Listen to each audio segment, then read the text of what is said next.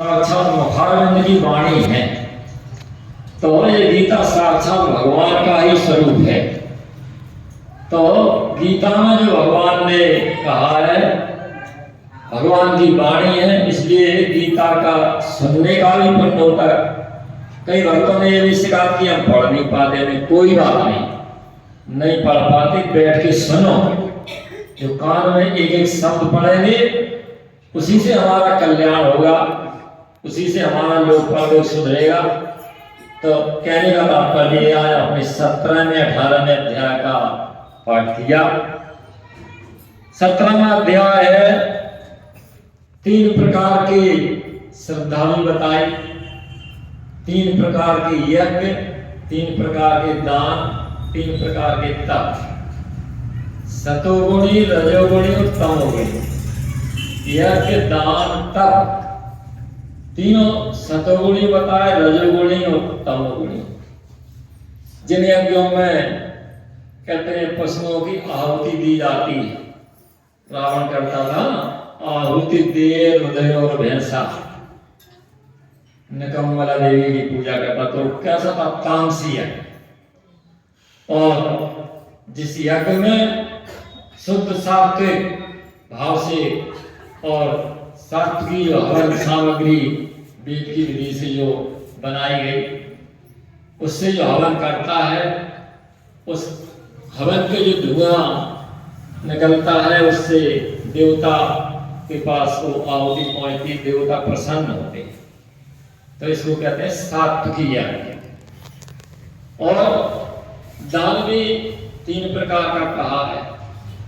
कोई आपके दरवाजे आया तो आपने ऐसे दिया, तो उसको जो कुछ भी दिया हो, अन्न दिया हो, वस्त्र दिया हो, द्रव्य दिया हो, झड़क के कह दिया ले जाएगी, तो तुम्हारा तमोगुणी दान हो गया।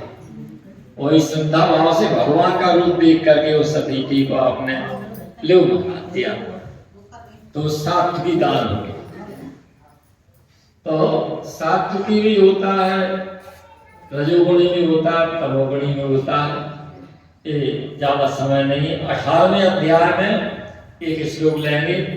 भगवान ने कहा सर्वधर्मान परित्यज्य मामेकं शरणं व्रज अहम त्वा सर्वपापेभ्यो मोक्षयिष्यामि मा शुचः। भगवान कहते सर्वधर्मान परित्यज्य मामेकं शरणं व्रज। कहा हे अर्जुन, तुम सब धर्मों को त्याग कर एक मेरी शरण में आ जा। मामेकं शरणं व्रज, मेरी शरण में आ जा। तो भगवान कहते अहम त्वा सर्वपापेभ्यो मोक्षयिष्यामि मा शुचः। भगवान कहते मैं कहता हूं कि तुझे सभी पापों से मैं मुक्त कर दूंगा, तेरा कल्याण हो जाएगा। तो इसको कहा समर्पण भक्ति। समर्पण परमात्मा के प्रति इसका हो जाता है तो उसको जीवन में भी शांति मिलती है और परमात्मा उसकी कदम कदम पर रक्षा करते हैं और कल्याण होता है, जीवन में शांति मिलती है। समर्पण भाव भक्ति में पहले है। परमात्मा को समर्पण कर दो, हे प्रभु मेरा कुछ नहीं है, जो कुछ है सो तेरा है। हम मंदिर में तो जाते हैं, भगवान की आरती बोलते ना, ओम जय जगदीश्वरी, हम तो तुम्हारी सुन ले, तुम्हें ये सुना देते हैं। एक लाइन है उसमें, तन मन धन सब कुछ है तेरा, तेरा तुझको अर्पण क्या लागे। बहुत अच्छी बात है।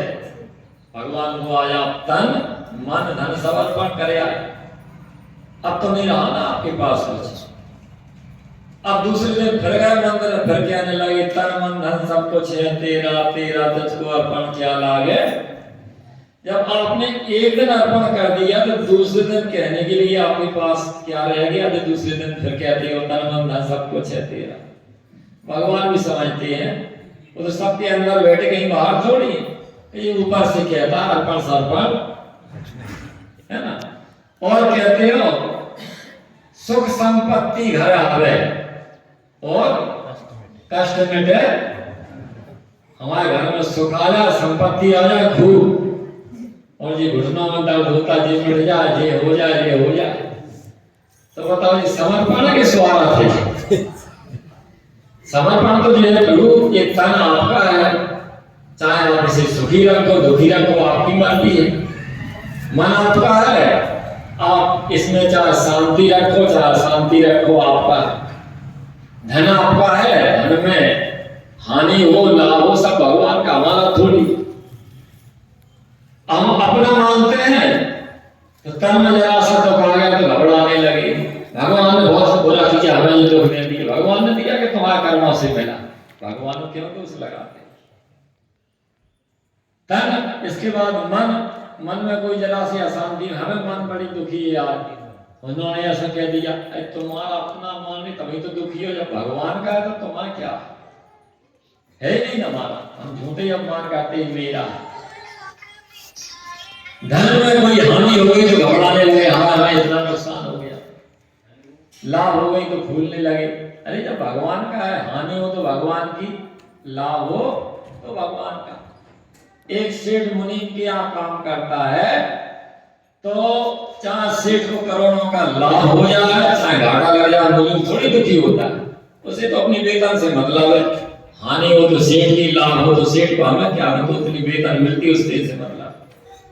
तो कहने लगा आपका जी मुनि की भांति रहो कि सब भगवान का, मेरा कुछ नहीं, मैं नहीं, मेरा नहीं, ये तन किसी का है दिया, जो भी मेरे पास है धन किसी का है दिया। कहते हैं देने वाले ने दिया कुछ शान से और लेने वाला